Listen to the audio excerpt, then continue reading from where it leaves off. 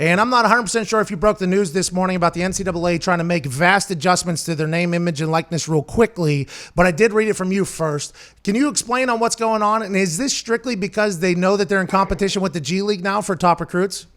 So the NCAA has been working on different pathways for players to start earning compensation, right? And they started it early this season, early in this collegiate season. So around October is when I first heard about it, first reported about it, starting the process. But now we finally have guidelines to them. And, reading the release this morning, early this morning, 7:30 this morning, my time, 8:30 your guys' time, like it's clear that they're trying to create a pathway for players to earn compensation, third-party endorsements, appearances, things here and there. But they still haven't decided if they're going to allow these players to hire agents. And from what I'm told, these players will still not be able to sign, a shoe contract or let's say an Old Spice deal or a Coca-Cola. Like, the endorsements that players sign as professional athletes, such as shoe contracts and memorabilia deals, card deals, Pat, like all the normal types of deals that players sign, rookies sign when you first become a pro.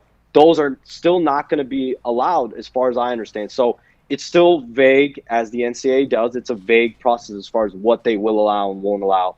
But from what I'm told, what they are making known is that there is no cap, no ceiling to how much a player can make. It's really limitless. But again, there are barriers. Okay, so Antonio Brown, what was that? Jimmy Dean's, what meat company did he sell meat for whenever he got it? It's one of the best local commercials. Uncle Charlie's. Uncle Charlie's sausages. Antonio Brown has one of the best commercials of all time with Uncle Charlie's sausage. So with the way you're describing it, it sounds like the college athletes can't sell anybody else's stuff, right? So they can't sell Uncle Charlie's sausage. They can't sell a Tahoe for the local car dealer because then another company would be profiting off of what the NCAA has built. But what they're saying is the guy can take a picture or have an autograph signing and he can sell his own name. So he can't sell anybody else's stuff, but he can sell his own name. I've always said that I understand that the schools can't pay contracts to these players because a lot of them say we operate in the red. If it wasn't for the tickets, it's like, okay, so you're punishing the people that make money to make up for the people that don't, which is cool, whatever. But you should allow them to sign autographs and make money off of their own name because you don't own their name. That's a very nice move. I think this is a good move for the NCAA, especially with old Cuzzy choosing to go to the G League as opposed to going and decommitting from UCLA. That's a big move, I think, for the NCAA. And normally they're archaic with their rules changes. The fact that they're trying to make this move, I kind of like it. It's a clear response to what is occurring right in front of them, which is the NBA, the G League has started to pick off its 3 top prospects. Like, that's a shot to the NCAA. And, when I was talking to agents and executives around the NBA, when Jalen Green and Isaiah Todd and yesterday Deshaun Nix decided to decommit from NCAA, from going to the NCAA and deciding to go to the G League and getting clean cash. These players are making anywhere from $500,000 for Jalen Green, upwards of $500,000 to $300,000 for Nix, as I reported yesterday. That's clean salary that you don't have to deal with NCAA violations. You don't have to deal with anything that you have to in the NCAA. So I think that's a major difference. But I think it's a long time coming, but I still think there's a lot for the NCAA to accomplish, a lot for them to inform the public as far as what this really entails. Those G League dudes can sign shoe deals and everything, though, right? So sorry to interrupt. If you're a man watching this, you deserve to have long, great. And you can do that now with our friends at Roman. Right now, you go to GetRoman.com. You get $10 off and free 2-day shipping on Roman swipes, which are guaranteed to make you have longer, more fulfilling every time you get in the sack. Now, let's get back to the fornicating action.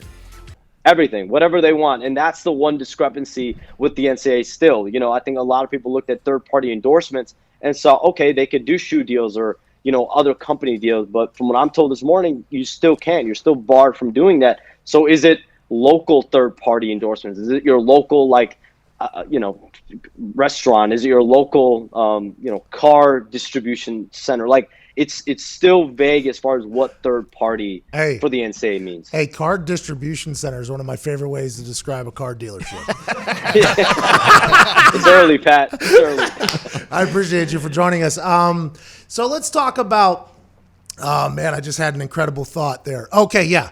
Alabama, Clemson, Georgia, these big schools This is what everybody has said. They have these massive boosters who want to sign $10,000 to get their Ferrari signed. Okay. So now these big name schools have an even more advantage. And I argue this. Don't the big name schools who are on national television every single day, who have a commercial about themselves and then a 30 for 30 about their coach and following it around, isn't it already an advantage? And aren't those schools already above everybody else when it comes to recruiting? And should people not worry about who has the biggest boosters? Like, for instance, University of Houston. University of Houston has a lot of oil money down there. There's a lot of money down there where if you want to get people to get autograph deals and stuff like that, have they thought about that? And have you heard anybody complain about that sort of thing? I mean, listen, that's just the reality of it. Like when I reported the Deshaun Knicks signing yesterday with the G League of $300,000 to the G League, you know, I had an exec text me saying, okay, so that was how much more than what UCLA gave. Like, I think there's always been this unwritten aspect of, you know, like, was it $5 more than what UCLA offered? Was it $1,000? Like, I think there's always this unwrittenness to the NCAA that as much as they want to deny, as much as they want to talk about, as much as they want to shun, it'll always be a part of them. And so now they're trying to open up their, you know, the lanes for these athletes to make money in a more clean way, I guess. But at the end of the day, you know, these players are still not going to be able to make as much as they could in a G League environment, for example, and not have the eyes on them, not have to deal with, you know, if I am getting money that I'm not supposed to be getting from a school, from a booster, etc., you know, I'm going to have eyes on me to some degree in the NCAA, whereas now in the G League, there are no eyes. It's a free-for-all. You're able to make salary. You're just not on that pedestal that you get put on the NCAA level. Well, yeah, they expect you to just be because if somebody buys Deshaun Knicks' family an apartment in the place that he lives, I mean, they won't come back and get his Heisman years later like they did to Reggie Bush. I mean, it's just this is something the NCAA is going to have to continue to figure out. But I like that the G League is putting a little bit of pressure on the NCAA to change the way they operate.